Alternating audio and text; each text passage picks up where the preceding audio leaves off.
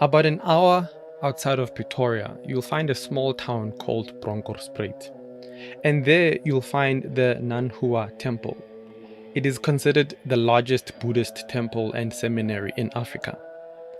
It is a vast complex that covers about 2.5 square kilometers, and men between 18 and 35 can go and live there and be taught Buddhist spiritual practices free of charge. And its presence, as odd as it is, isn't necessarily surprising. I mean, Buddhism as a belief is well known throughout the world, and its presence is well established in popular culture, and especially in the alternative health industry.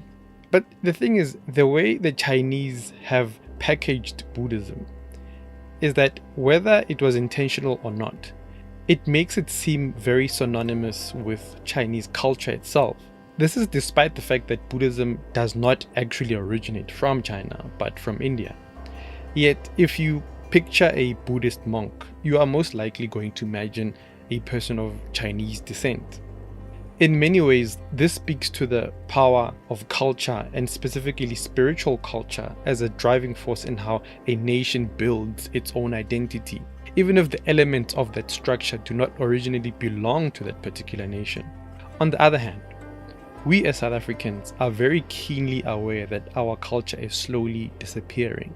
Yet, at the same time, there has been a resurgence of interest in African spirituality. The number of people who are becoming iisangoma has exploded. In every other month, there seems to be another TV show that deals with ubungoma or spirituality. But my question is this: so what? So what that everyone knows someone who has been to ephehlweni, or that there is indumba at just about every street in the hood? So what? What will all of that do for us as a people? Will it help in the surging rate of unemployment? Will it reduce the number of high school dropouts that we have? Will it reduce the number of black women and young girls who are abused and raped, and whose bodies litter shallow graves on the outskirts of our collective psyche? What will the death of our culture actually mean? Is our culture even relevant at all? To try to unpack this complex issue, I went to speak to Professor Pitika Ntuli. Born in 1942 in Springs, Johannesburg, Professor Ntuli is a sculptor, a poet, a writer, and an academic who spent 32 years of his life living in exile in the UK and in Swaziland. He holds an MFA from the Pratt Institute in New York and an MA in Comparative Industrial Relations and Industrial Psychology. While in exile, he taught at numerous institutions, and he's also a healer and an expert in African indigenous knowledge systems. I'm hoping that he will be able to give insights on how we create our culture and how our culture creates us.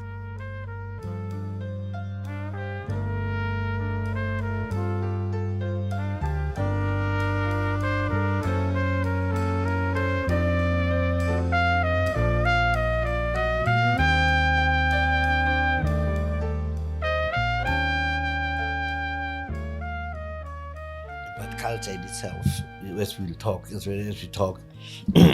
dynamic. Yeah. Okay. Yeah. Maybe we could just shoot on and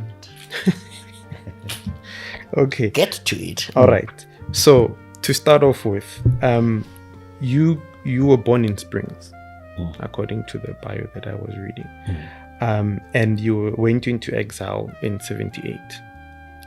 63. 63, you went to Swaziland. Is that when you went to Swaziland? 63. In 78 is when I was in detention in the death cells in Swaziland before going to London. What were you charged with? Treason. You remember there was a secret Bethel trial of Zeph Mtuping? Yes. Of Zeph Mtuping, who was accused of leading a thing causing the Soweto uprisings and so on. There were 18 people. It was the longest trial in South Africa, held in Bethel to keep the international media away.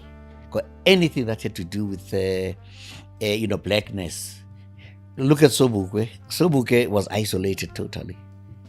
Biko has to be so brutally murdered. Anything that is actually black was suppressed. Why is it? It is because the culture that those people actually had posed such a danger to the colonizers and to the apartheid regime, basically. Well, let me put it this way. My father was a priest. His brother was a Sanusi, more than a Sangoma. So culturally, you can see that I come with a twin approach, to these things. So what then happened? My father and his brother, the Sanusi asked the priest that, have you ever seen a snake traveling with his family? The priest said, no. He said, when we are here, this side of it, our totem is a mamba snake. And yet you behave contrary to your culture. You want to take your children to Christianity, to whiteness, and you're abandoning your culture. So what I suggest then is that you give me one of your 7 sons, that little naughty one, that during the holidays he is with me, and then during school time he is with you. When he grows up, he will then tell us as to whose culture he is going to adopt. Right? So in the process of spending time with my uncle, I wasn't aware that I was actually being initiated culturally into becoming a Sangoma, which ultimately ended up where these artworks are from. My graduation was to be taken in front of a tree, a dead tree, where he said, sit there, don't stand up until that tree speaks to you. Now, I'm about 18. How can a tree speak to me? After an hour, I'm sitting, when I look, he says, hey, forward. I realized that we could be spending days there. I knew this guy, if I don't find a way of letting the tree speak to me. Then in the end, I looked at the tree, I said, if this tree is to speak to me, how would it look like when it speaks to me? I began now imagining people inside the tree. When I looked at the branches became arms. I said, Viva! Because I was in politics. So he said, the tree has spoken to you. But what happened here today, you will never understand it. If we are clever enough, you'll understand it 50 years from now. I just laughed and went away. It took me 55 years to understand, after reading, researching, and I accidentally stumbled upon it to say, what you are saying to me, when you approach a tree like that, get rid of all knowledge you have. Go with a blank slate. If I knew nothing about anything and you told me the tree was going to speak to me, then I would believe you that the tree was going to speak to me. I would listen, I would hear the tree, which is a basic philosophy from Eastern philosophy or anywhere. Empty your mind. But let's come over to the issues of culture and colonialism. Colonial discourse thrives by just one thing. What colonialists have to do is to paralyze the culture of a people if they have to effect a total domination. The word culture in my language is isiko, ambasiko, sigelela, those supports. That way of life that actually supports you and makes you make up your decision. Culture involves science, philosophy. It involves education. It involves practically everything that actually exists. That constitutes what culture really is. So what then the colonialists wanted to do was to empty our minds so that we then start adopting their way of life. Take their names, practice them, take their religion, do anything. Only then they can be able to control you absolutely thoroughly on their own terms. How does the process, can you specify how the process of emptying a person's mind works? Now, you've got your own history. They come in here, they give you an alternative history, not the history that you yourself have. You've got your religious belief systems, and they get rid of your religious belief systems in order to impose their things. If you accept Christianity, you reject, to a very large measure, your sense of Africanness, your sense of spirituality, the sense of your ancestors, the sense of your own spirit. That's the process by which they do. So initially, what the colonialists wanted to do is to get the resources of a particular country. To do that, they sent in an army to subdue you. Then they sent in the missionaries and educators to educate you, to translate the Bible into your language, so that you accept what they are going to say on their terms, not on your own terms. So basically, therefore, you are in a situation in which, let me give you this. In African culture, when a child is born, you don't cut the umbilical cord. You leave the child with the umbilical cord. The child will crawl and move around with that umbilical cord in here. But where that umbilical cord drops, you plant a tree to create a link between that human being and a tree. And then we are going to pick up an animal as a totem. I am so busy. I'm the master of the hyena. I'm Shogo Yemam. So in other words, the interconnectedness of human life, plant life, animal life, the life of mountains, they are all interrelated in African culture and in African religion, because even African religion involves philosophy, it involves science, it involves anything. It is not just a neat Christian facility that you are going to find. So that's then where the issue of interconnectedness, when we say Ubuntu, right? If we are going to do this thing, isivusumuzi, that means you are doing it according to the belief systems of Vusumuzi, isn't it? When we are doing this thing, isintuli, that means you are doing it the Ntuli way. That means the Ntuli is their way of doing it. When you are doing it isintu, what is this into?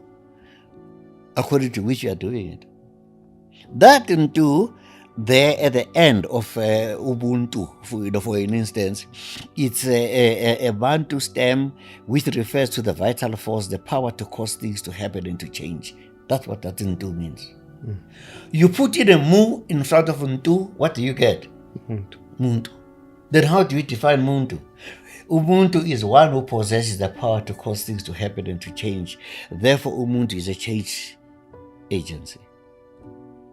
And yet colonialism wants to change you to be who they want you to be, not what you yourself want yourself to to be. Does that make sense? Not really. But now there's a controversial point that comes up when we talk about colonialism and the impact on black people, or what actually happened to black people, especially if you want to talk about it in the spiritual sense of the life force and such aspects. And that is, how did we let colonialism happen if we had such a deep understanding of spirituality and the forces of nature and life, and those powerful aspects of being, yet this still happened to us almost as if we unstopped, basically? No, it is because of our culture. I mean, our culture is a very open, accommodating culture, right? Currently, I've got an exhibition called Azibuyele Ema Sisweni, right? What is ukusisa? If you come from Malawi, you come to my village, and then you ask for water, you are a foreigner. We don't ask you where you come from, whatever else it is. We give you food, give you a place to sleep. We don't even ask you, when are you leaving? If you are there after 3 weeks, we give you your own home and anything, you come and work with us. When you realize that you are going to stay here, we must get you a boyfriend or a girlfriend. We give you a cow. That is your cow, where you can get your milk. But when that cow gives birth to a calf, then you return that calf over to us. That's why this says Buyela Ema Sisweni. You are there accommodating other people. So in that spirit, we accommodated actually the Westerners who had their own intentions on us. We violated our kindness, our openness. So that's where the issue of colonialism steeps through. And now Western culture and colonialism had prisons and all of these things. Were there any prisons in Africa? Mm-mm. No. You had no prisons, because isolating somebody and punishing somebody there, it's not just that individual. You don't look at the individual as Vusi in here. That's why me, I am pitika kantuli kamsalela kanomashigila ophemba kwamakhanda amadoda. My whole history of my own people is mentioned kusiduko sami, because I belong to the rest of these people. If you judge me according to how those people who came before me had behaved. You look at those huge sculpture there of Qetshwayo. The two figures that were in there were two Ntuli generals who defeated the British in 1879. The two brothers who led the Zulu wars and an army to defeat those people. So then you need then to understand, culture simply as something that covers up your own cosmology. How do you answer the world questions? It answers axiology. How do you judge morality, ethics, and all of those things are contained within that culture. Now, the people who colonized us came there with a mentality of a Newtonian physics, of binary opposites, black, white. You are white, you are good. You are black, you are bad. Binaries. Everything was subjected to the brain and not to the heart, to the spirit, or to anything else. Everything has to do with the brain. It was a mechanical way of looking at it. Head office, head lights, head mistress, head teacher, head policeman, head this, geared for change. All the mechanical stuff that denies the existence of spirit. Right? Earlier on, I said, when a child is born, they link with the plants, they link with anything. We are talking here about the interconnectedness, the interrelationship, and the interdependence of everything else. We are talking quantum physics, which is in line with indigenous African knowledge systems. True. So now, when you were then physically disconnected from the continent, how did you keep this connection alive for yourself? Exile is a double consciousness. That's what you said. A double consciousness. You are conscious of who you are, where you come from, where you want to go back to. So you cannot forget your own culture because your aim is to get back to your own culture. You are there actually in exile, fighting the people who came and disrupted you, so that they should leave you alone to go back there to re-establish your own progress according to your own terms. There is not one modernity, as we are told. There are many modernities. Chinese modernities, they follow their own trend. I mean, the Chinese. They don't believe in nation states like we believe in nation states in Africa. They believe in a civilizational state, which is what Nkrumah and the people who came in Africa before wanted: one Africa, one language, one currency, one African high command linked by culture. So, but whose culture though? Eh? Whose culture? What do you mean, whose culture? This is precisely my dilemma, in that we talk about culture as this overarching homogeneous. Culture is an overarching thing. You can speak of a Nguni culture. Mm-hmm. The Nguni culture is going to be the culture of the Swazis, of the Ndebele, of the Xhosa, of the Zulu, because they all came from the same family. Yeah, they do the things that they do that marks them. The Sotho culture. But you can find that the Sotho culture and the Nguni culture, the African cultures, they link. Inevitably. Yeah, if you read Sheikh Anta Diop, The Cultural Unity of Africa, then you are going to get that.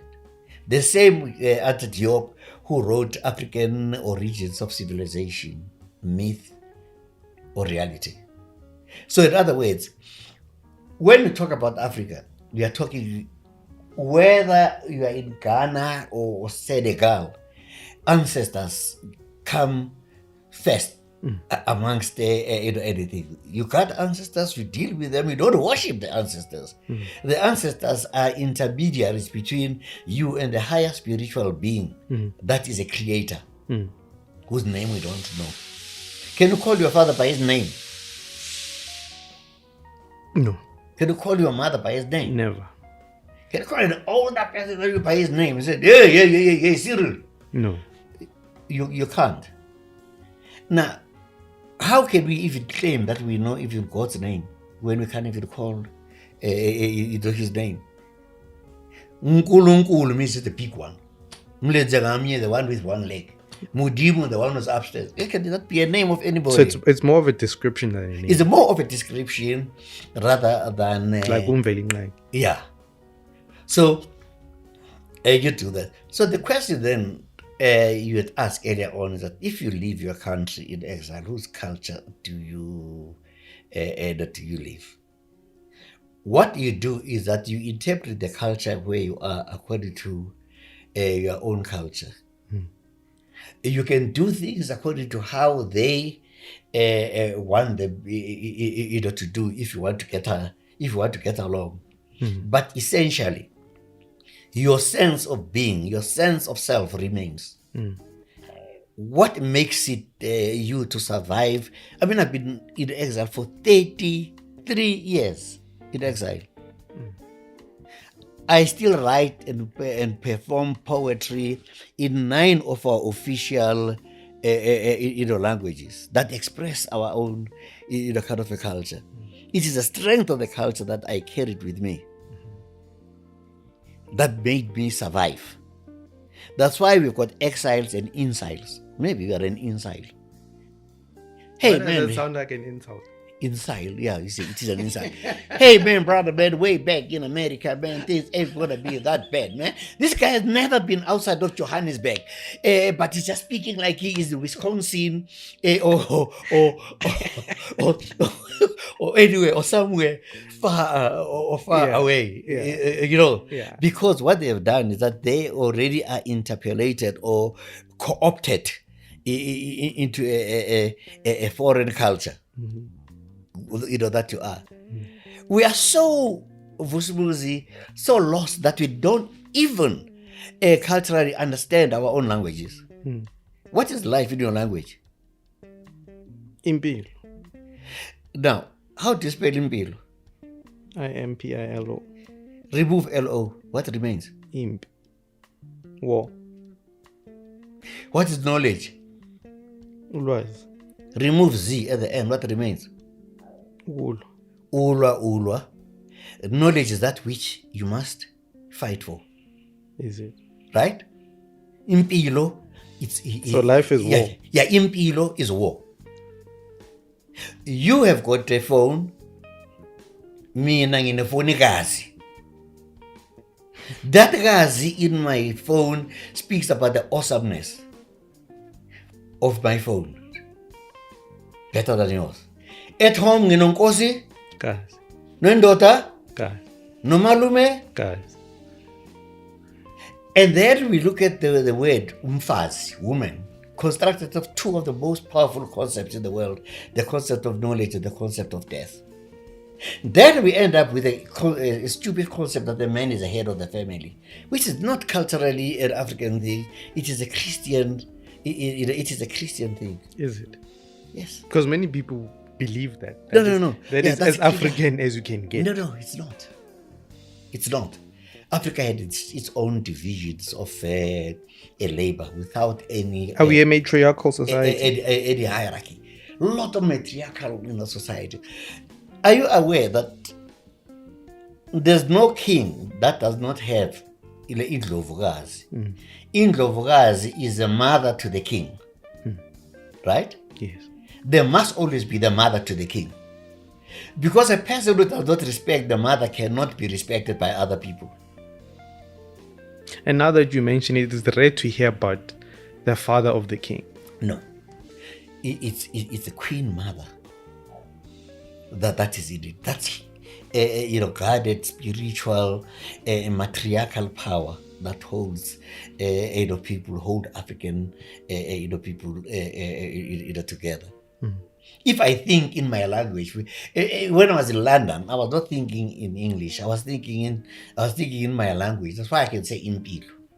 I can say this. Let me give you another example. In Zulu,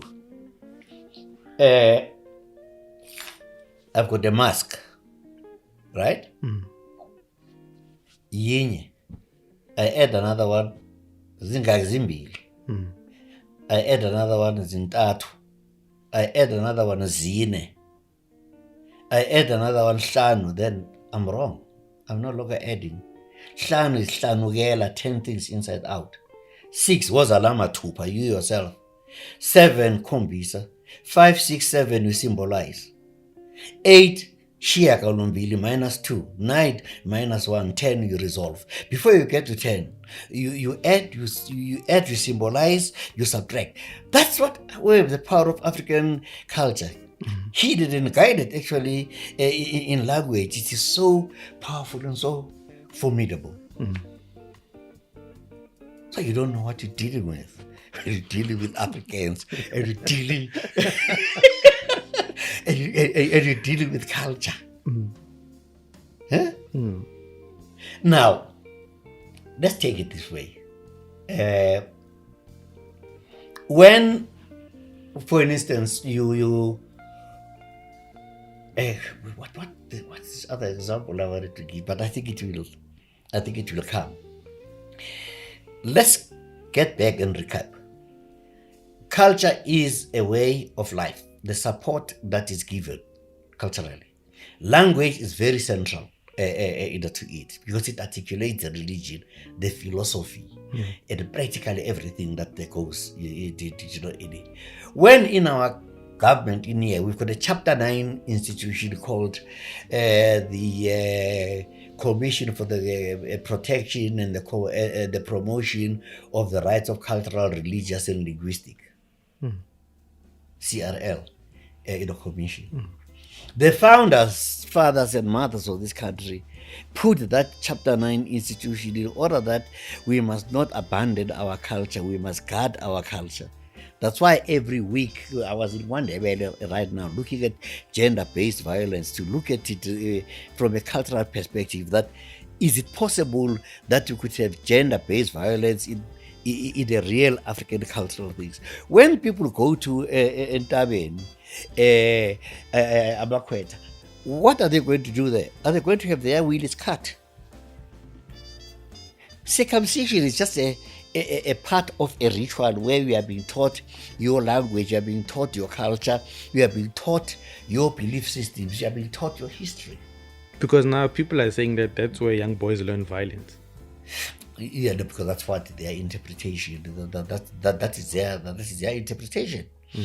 Now, if you look at it this way, who is the Minister of Sports, Arts and Culture now? Nathaniel.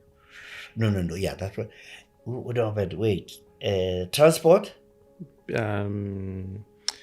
Razmatez. Eh? I'm trying to remember this short. Mbalula. Yeah. Balula had to end up going for initiation. As long as you've never been circumcised, you are a boy. Go to the mountain and be a man. You are a boy. You can't get married if you have not been in there traditionally, because there they are saying now you are ready to be a man. You are ready to take up a wife. You are ready to bring up children. You are a sane, good people within the culture. You are respected. Now you're bringing back a very important point that I want to ask about: does culture evolve or does culture die?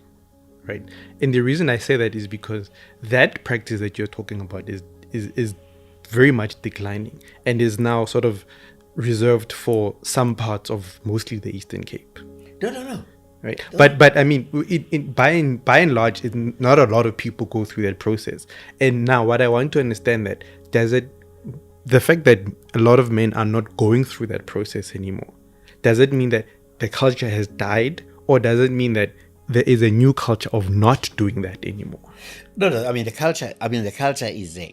I mean, Gwandebele, Bapedi, they do these things better. In the Eastern Cape, you've got charlatans now that emerge for businesses unrecognized, not even by Inkumkani around there. They are just doing their own. They are doing their own things. So KwaZulu-Natal, the initiations were cancelled by Shaka, because Shaka says if these people are in there and they are still in pain and there's a war comes, what's going to happen? That's why it was replaced by Amabuto, where you gather men together and women together and initiate them together. With women, you've got what you call amaqhikiza, where older women mentor younger women as to how it is to be a woman, how to behave towards men and people and everything. So the whole of the culture is there. The need for initiation is so primal in every culture. In others, if at all you have not stabbed a person with your knife, we are not yet a man. Others are going to do bungee jumping on a mountain. Yeah! Everyone wants to be initiated actually into something. Yeah, into something. So African way is therefore of it is not just an incidental thing going over to a mountain. It's far much more nuanced and far much more diverse. It gets into your education, into your religion, into your philosophy, into everything that is part and parcel of life that you are living. You see? And then when you look at the issue of traditional healers, that's where again spirituality resides. In indigenous African lawless system, every king or chief or Nduna must have a traditional healer who's going to guide them and also to help them spiritually. As an advisor. Yeah, as an advisor. That spiritual essence of it, that guides you. Because spirit, you can't live without spirit. You can't live without breathing. That's how it is. What is spirit? Is umoya. What is breath? Umoya. It's just part and parcel of something you cannot get rid of. You cannot resign actually from it. You can neglect it. But the absolute consequences, if at all you do. I understand that marriages are supposed to have a strong spiritual basis. And I want to ask this from, I want to say, contemporary point of view, that are all romantic relationships spiritual by nature? No.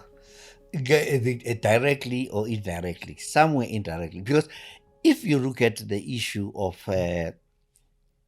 just love, you can't help yourself loving somebody else.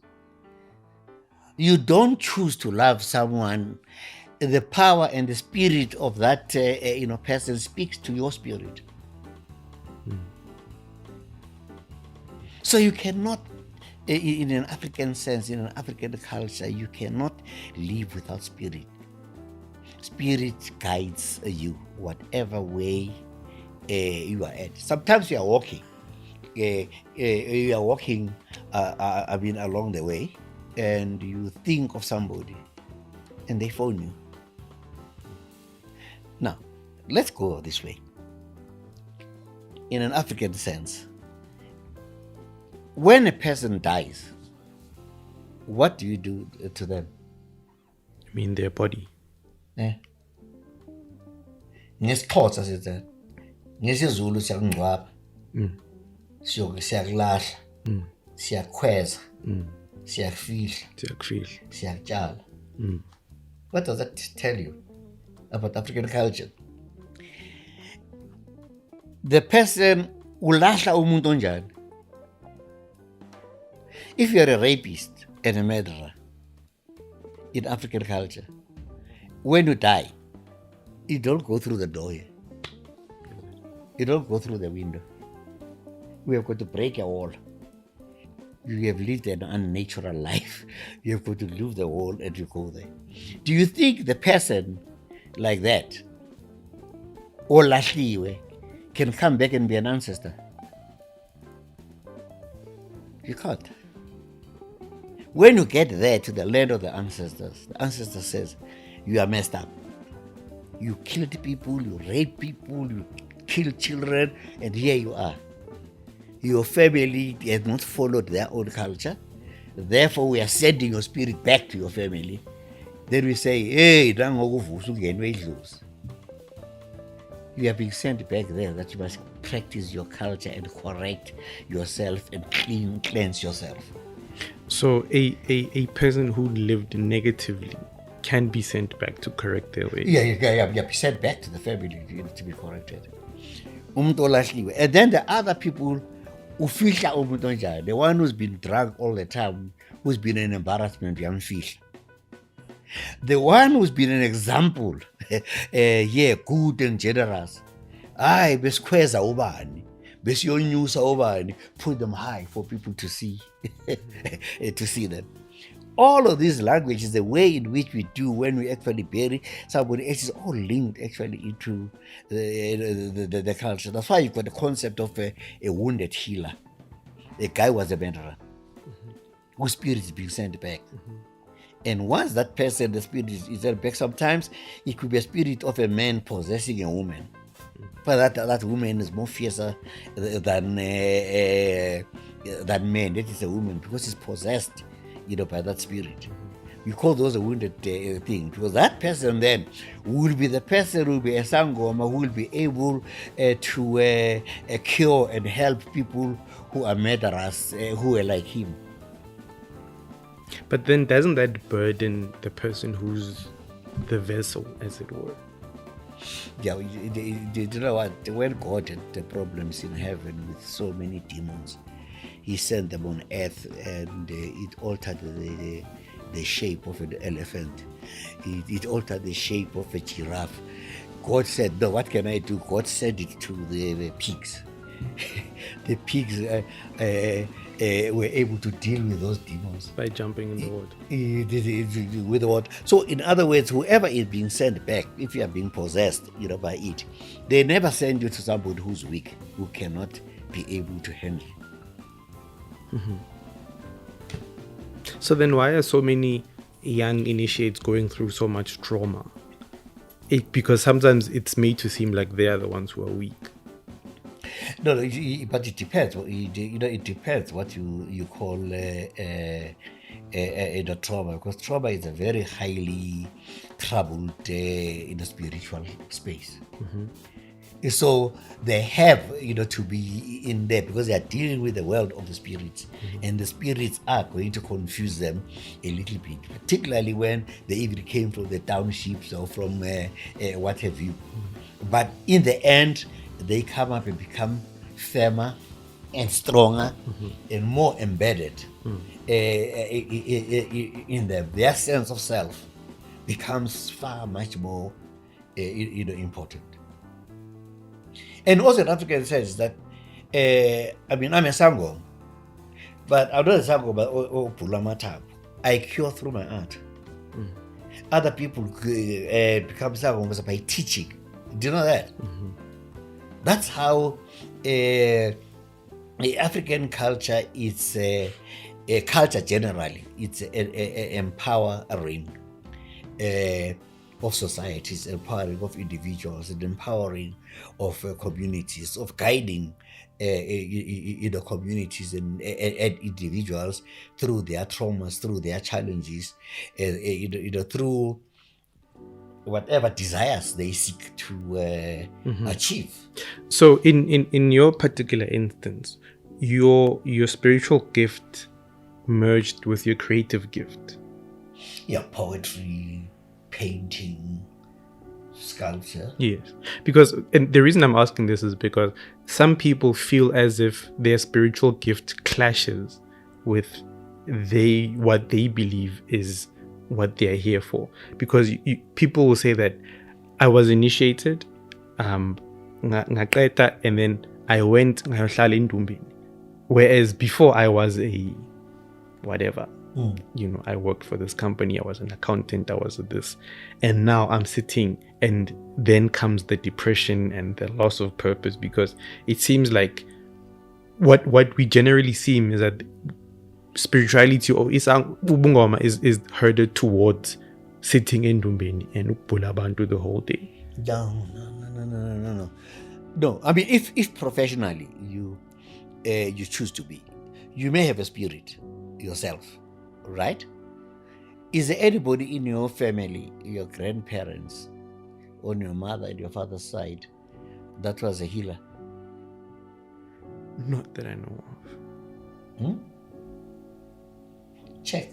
No, the reason I know who was, and I know who was supposed to be, but, and this is what I found out on my own, but in terms of what the family says, there was no one. You see, I've been fortunate that I was able to find. How do I know that? How do I know? How do you know it? Yeah, but how do I know that? I just told you that I know that somebody was in there up in it, and they rejected that healer. It tells. Ask these guys in there. People come in here, we just tell these people's history. When they ask, how do you know? I don't know how I know. The topic we are talking about is a very, very, very, very, very important thing. The issue of of culture. I don't know if you have read Wade Noble's. I'll send you some where he defines culture from a cosmological, from an axiological, from an ontological, where the essence of things are. Now, what happens is that if, say, you, Vusumuzi, you've got a white friend and we are close, you go Kruger National Park together to see animals. And when you are there, we are both bitten by mosquitoes. And then you both get malaria. You both go to the same doctor. And the doctor cures you. And once the doctor is cured, a white person is cured, what is he going to do? Going to go back to work. What is Vusibu's going to do? He's going to say, who sent the bloody mosquito? For in African culture, the law of causality is central to everything that it is. It is not an accident that civilization and life started here in here in Africa. People moved away from here and over. Lot of information now that is really coming up about Africa is, you know that, for an instance, you must know about the Dogon. Yes. The Dogon, the Dogon people. The Dogon people knew about the existence of Sirius B. A Sirius B that was invisible to a naked eye. Not even the powerful telescopes here there to get the telescope only 25 years ago. 50 and 100 years ago, hundreds of years ago, it existed there, called Potolo. That it circulates around Sirius once in 60 years. And they have their ceremony every 60 years. Yeah, the Sikwi. Yeah. The Sikwi, that ceremony takes place I've always once wondered, in 60 years. how do you keep, and you see now, this goes to the heart of what I'm trying to get at. They have a ceremony that happens once every 60 years, right? People die, people are born, people die in 60 years, right? Very few people actually witness that ceremony twice in their lives. You know, so then I'm trying to, the whole point of what I'm talking about is that how is culture kept alive over such vast distances or vast periods of time, and in your case, physical distances from where it comes from the seed of my being, from the seed of your being. Yeah, it's because it is encrypted. You see, culture is an encryption of a belief systems, in you.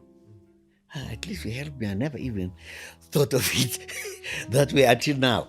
You are encrypted. That's what I was saying when I'm in exile. I remain an African, right? What makes African Americans?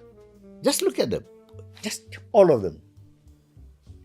India, all the professors there, they are the people who are more into African culture and understand it far much more than the people who are actually in the culture in itself, because they said we have been brought in here on false things, we are resisting this, we are something else.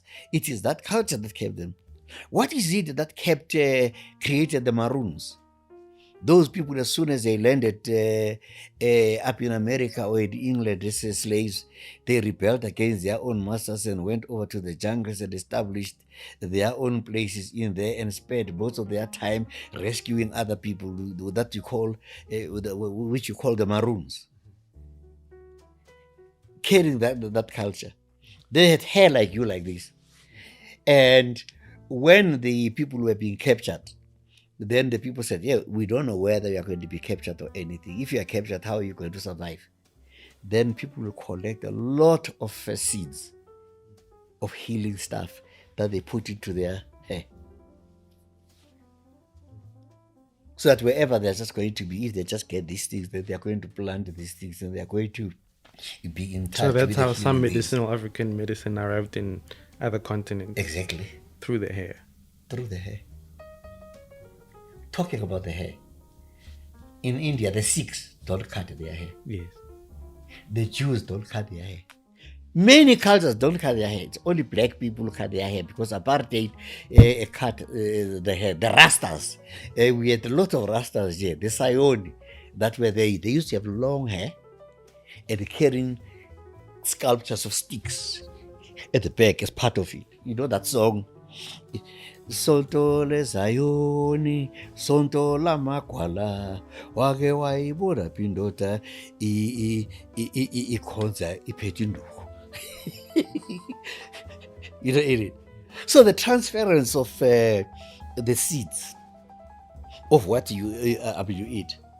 Now, 7 days ago, a week ago, on Thursday, last Thursday, I went with my wife on a 7.5 hour rock climbing hike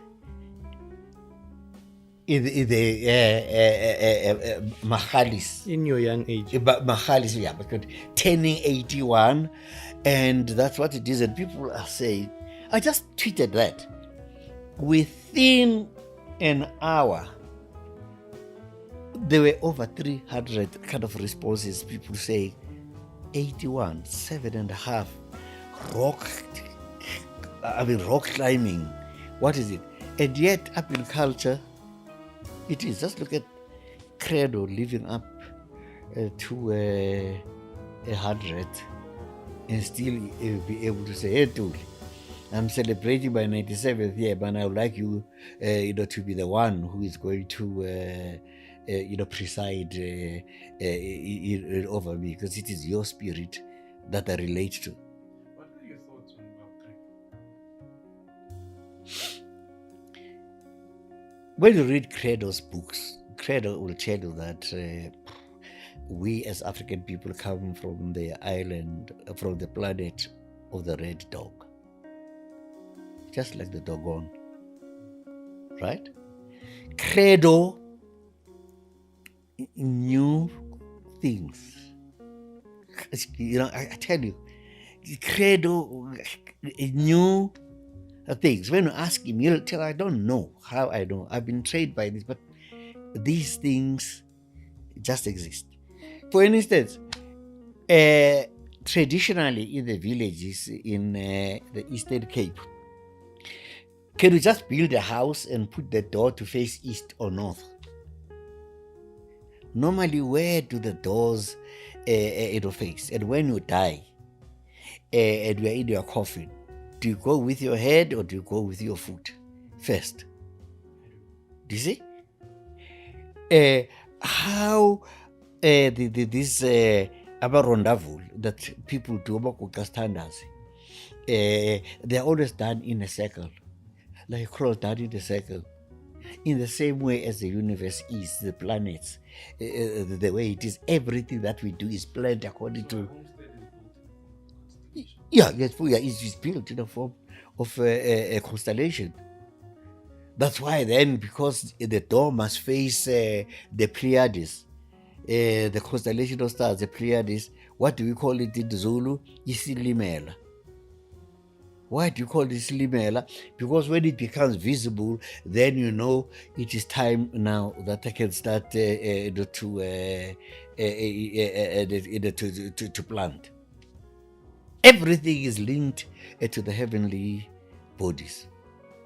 Credo got that and grabbed that. Mazizi will learn and grab that. All spiritual, great African people will just take you there. Because there are ways of knowing without knowing how you know. But the knowledge is valid. But now we're westernized. We want proof. We want it to be tested. Yeah, but that test, those tests can be done. Which one of them? This guy was my manager here. I was just shocked one day. We were driving with him in a car. We saw a group of people coming, and there's a woman walking in front, like they're all this group of healers, moving and coming. I said, Jonathan, let me stop the car. There's something going on there. He's used to me.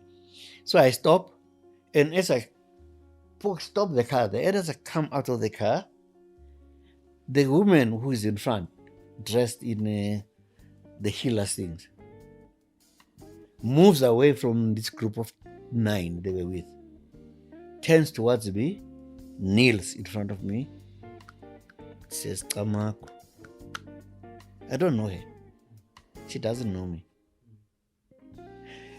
The Kobela there says, who is this person you are kneeling to?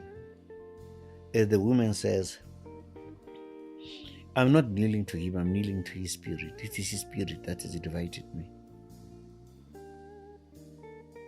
I get a feeling that the spirit wants to tell me something. I said, yes, the spirit wants to tell you something.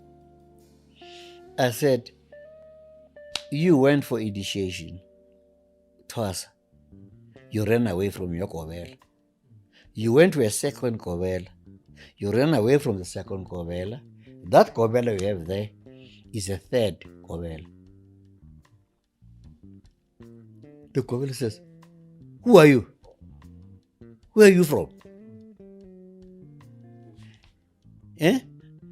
This thing happens in Willowvale. I said, no, I live in Johannesburg.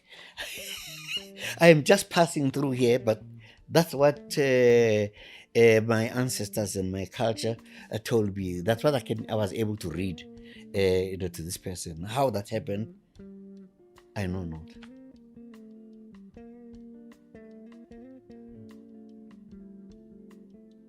So that's why your interest in this thing, it is because, as I said, someone up on you was supposed to pursue these things practically, and they opted out. Their spirit has gone over into you. We have to dig into these things far deeper than just simply trying to make a living or make a reputation. Let it be an article of faith.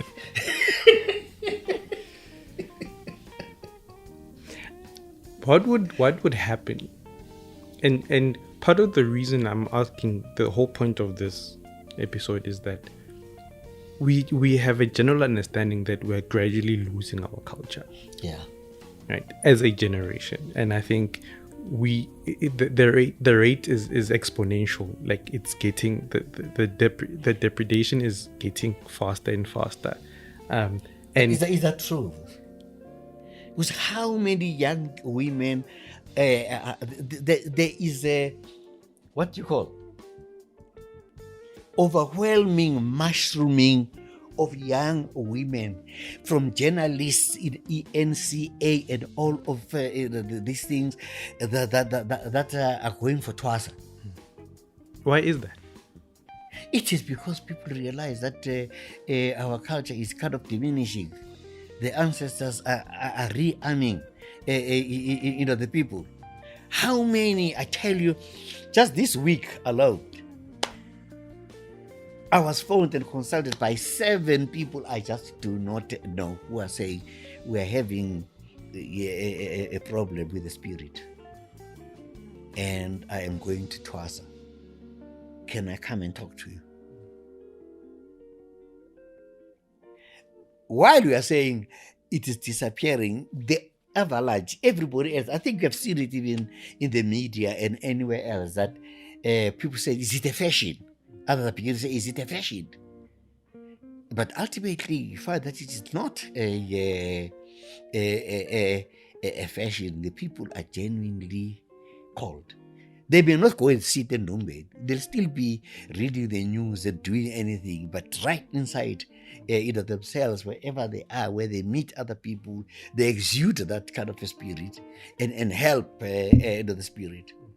So you can undergo Twasa, not because you'll become a sangoma or you want to be a sangoma. Sometimes you have to go up and Twasa to acknowledge the ancestors.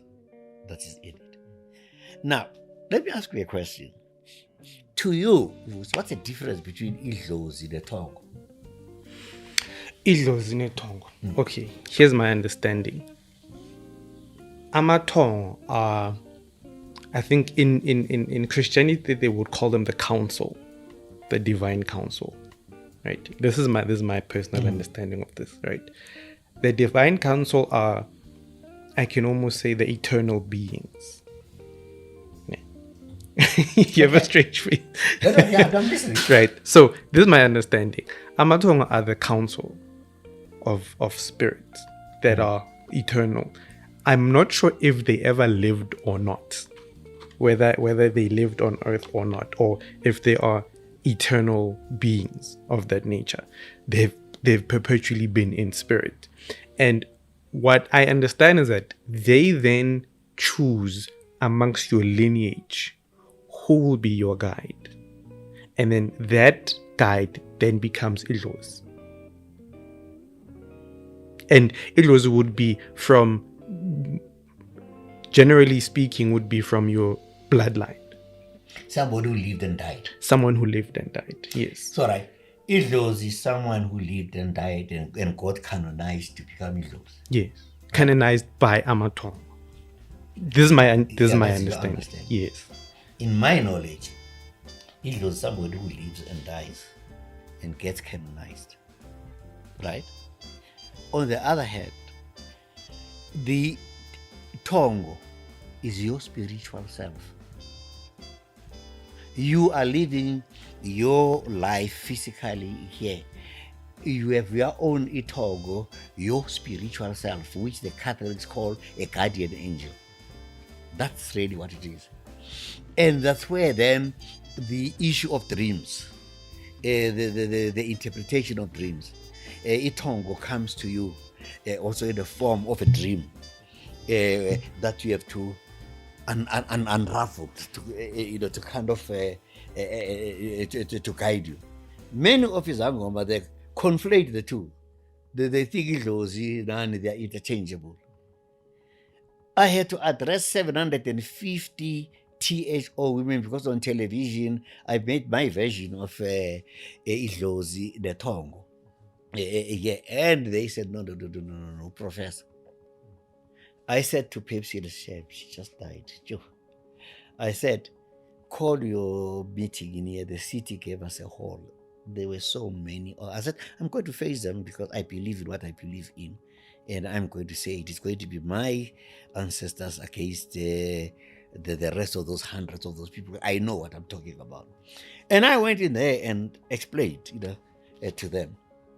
Now, itongo is your spiritual self. When you are here, Is that what they call your soul? Or is it? yes, more than the soul. And now, uma ulele ulalani? Ulala ubuthongo. Language tells you, ulala ubuthongo. Because the talk will come to you in a form of dreams from the spirit world. Utonga. Yeah, from the spirit world to you. You are a physical representation of your spiritual self. So, in closing, what is it that you would want my generation to know about culture? Oh, have you ever heard of Saint Augustine?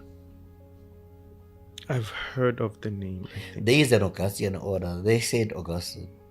It is from Saint Augustine the word know thyself came from. Who was Saint Augustine? Black man saint in Europe. It's not surprising that he says know thyself, because if people don't know you, and if you don't know yourself, then you are going to be taken. That's what colonialism do. You unknow yourself. Yeah? My name is Petros. My name is Petros. Pitika, I had to rescue it from somewhere else. Probably you are Jeremiah or Joseph, a name that you're actually hiding, identified by a sound that is even alien to your own culture.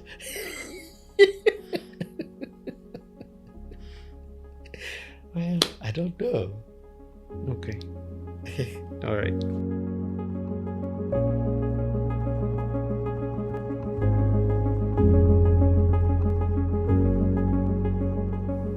If I asked you which country has seen the largest number of people dying from starvation, you will probably imagine it to be some drought-stricken country somewhere in the middle of Africa.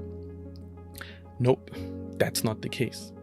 Between 1959 and 1961, around 55 million people died of starvation in China. 55 million. That's almost the entire population of South Africa today, dying of hunger. Perhaps the most devastating part of this is that this was not just a result of droughts and crop infestations or floods. It was actually a result of government policies. In 1958, Chairman Mao launched what was called the Great Leap Forward.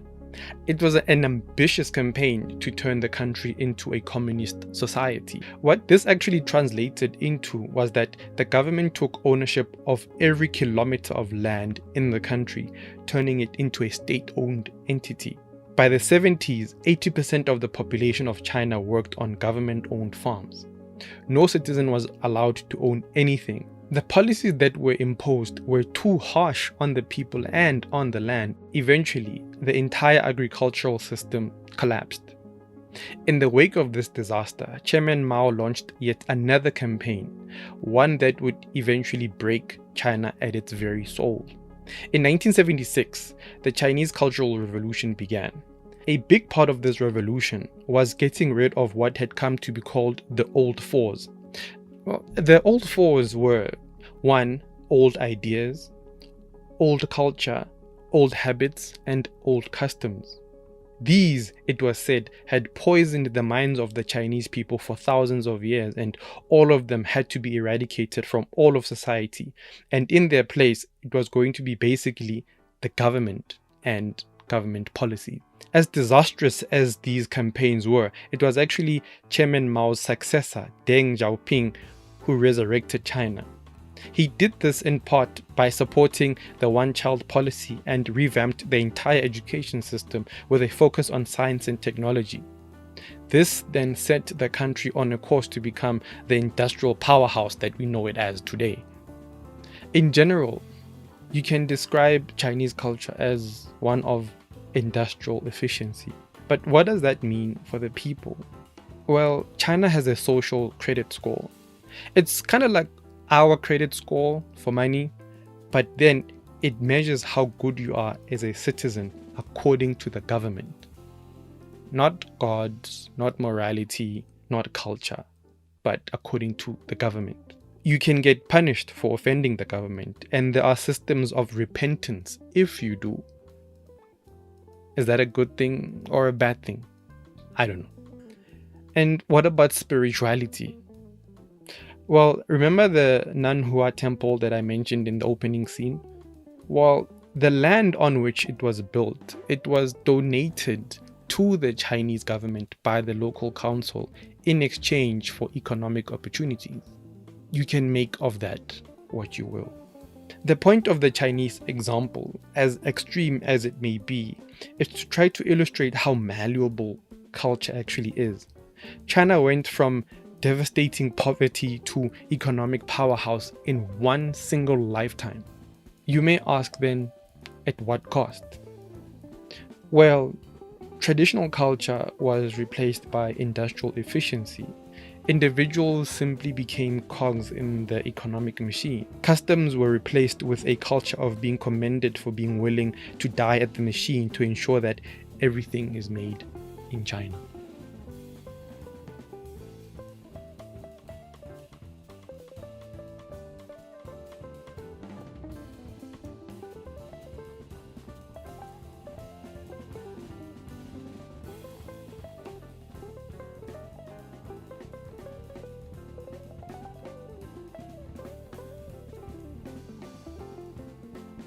Culture is a process of creating meaning out of concepts in our life experiences and assigning those meanings some kind of value.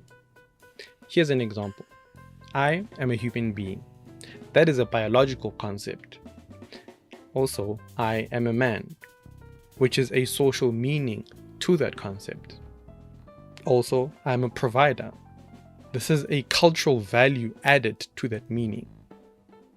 In that example, you can already see where the constants are and where the variables are.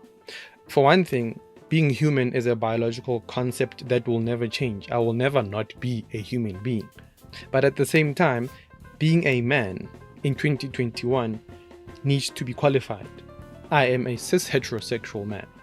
That's because our understanding of gender classifications is broadening and will therefore change over time, albeit slowly. Being a provider, on the other hand, as things stand today, is very, very debatable. Our socioeconomics are such that many men actually can't afford to be the provider because many men don't have jobs. On the other hand, many women are learning how to be providers for themselves and their children if you look at the statistics. So that means that whether we like it or not, we are going to have to look at the value system and how it evaluates the meaning of men and women and their subsequent roles that they play in our society and how we assign value to those roles.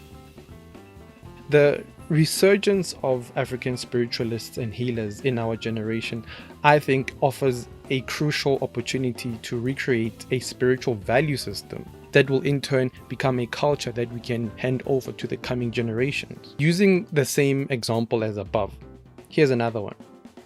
Our ancestors exist. That is an unchanging constant. Our ancestors are angry. This is a perceived constant. I need to slaughter a cow to appease my ancestors. This is a variable. Let me break it down. The anger of our ancestors or their ill health is something that we are facing as a generation, but it is not something that is true for everyone, nor is it something that is going to last forever. It is extremely circumstantial based on our history.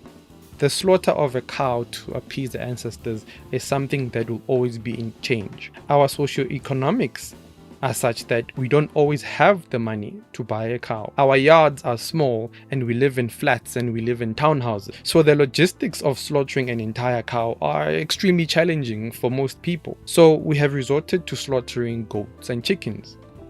It could very well be that one day even slaughtering a goat is going to have logistical challenges too. So in this scenario, what is the concept that we are trying to give meaning to, and what value are we assigning to that meaning? For one thing, the concept is that we are intrinsically connected to our ancestors across generations and across realms. The meaning that we are trying to inculcate in that is that cultivating a bond with them makes us stronger across generations and across realms as well. So then the value in slaughtering becomes apparent, and an understanding of honoring the death of an animal as a channel of communion also becomes apparent. At that point, the means of appeasing the ancestors should fit whatever a person can financially and logistically afford to. And that is the value system that we can leave for coming generations. If we lose our culture, we basically lose our capacity to create meaning in our collective lives and give those meanings value. The reality is that nature does not allow for a vacuum. There can be no empty space. There is no such thing as I don't have a culture. If it is not yours, then it is going to be someone else's. And a value system benefits only those who created it. So what will happen if we lose our culture? If we refuse to adapt to our changing circumstances and make sure that it still reflects who we are and affirms our values, then it will be replaced by something else. Something that we will have no control over, and something that will have all the control over us.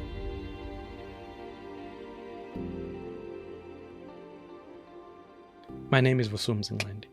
Thank you so very much for joining me on yet another episode of the Journey Kwantu, and thank you so much to everyone who gives me feedback. I sincerely and humbly appreciate it.